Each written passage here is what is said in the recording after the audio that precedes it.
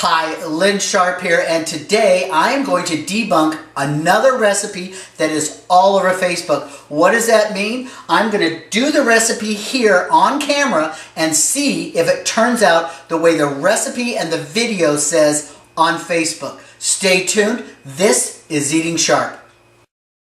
Hi, welcome back. So today I'm going to debunk a recipe on Facebook, and it is called a pumpkin mug cake. Now, the recipe nor the video said what size of mug you need. Now, I've tried this out already, and you need at least a 12-ounce mug for this recipe.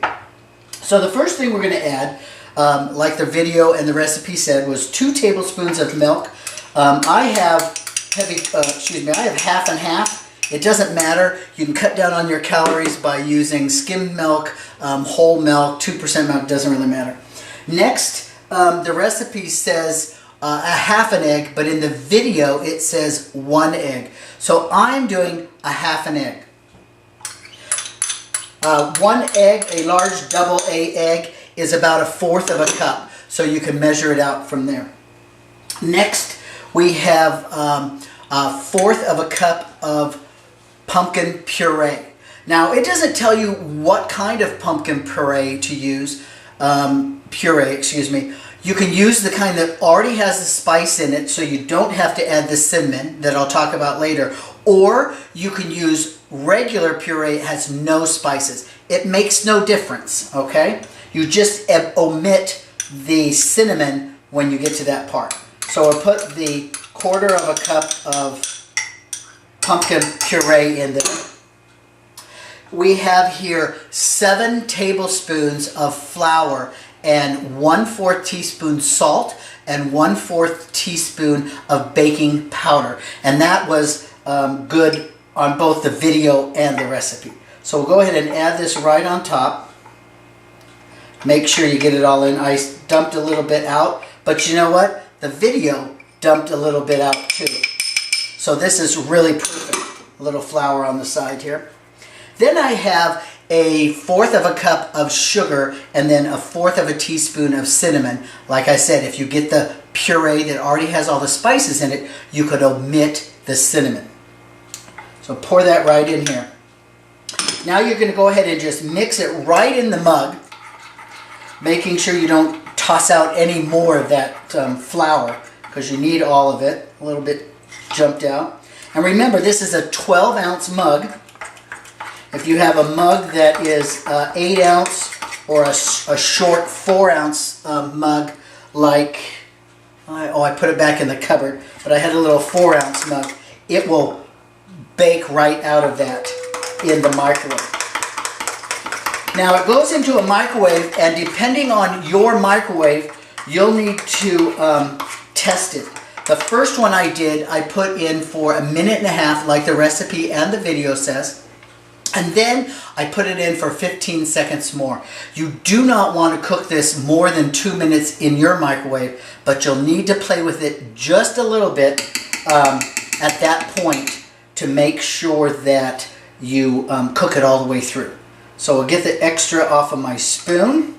Now you can do this recipe with different fruits, and I'll talk about that when we get back. So I'm going to go ahead and put this in the microwave for 1 minute and 45 seconds, and I'll bring it out and I'll show you how it looks. We'll be right back.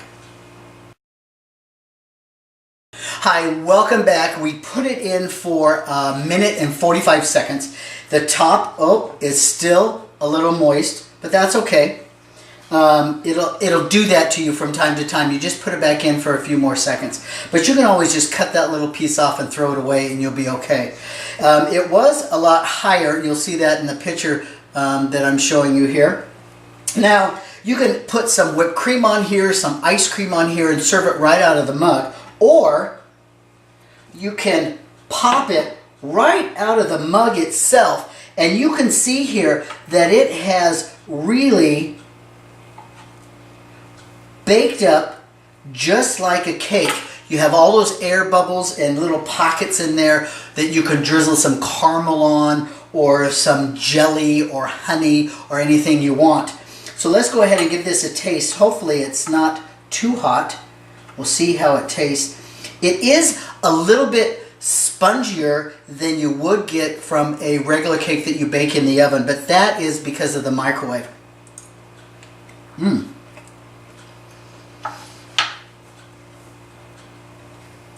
That tastes really good.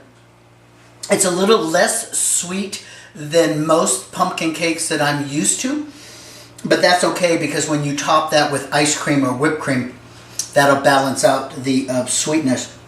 Now, like I said earlier, you can substitute the pumpkin puree for pureed bananas, pureed strawberries, any type of hearty pureed fruit, nectarines, peaches, pears. You could do applesauce in it and make it an applesauce cake. I think I should give this recipe again another B because the recipe and the video didn't match, and that it is just a little spongy. But other than that, this is a great recipe if you're by yourself, or you and a girlfriend, or you and your best friend are hanging out and you just want something to kick that sweetness out of your system. You can whip this up in actually minutes and have a nice little dessert. So until next time, this is Lynn Sharp with Eating Sharp and Eat Well. Bye-bye. It is pretty good. It's not bad.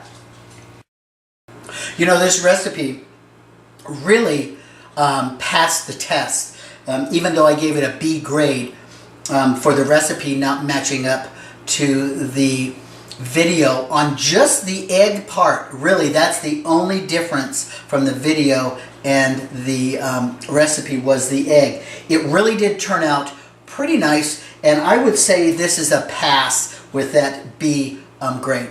Thanks. Bye-bye.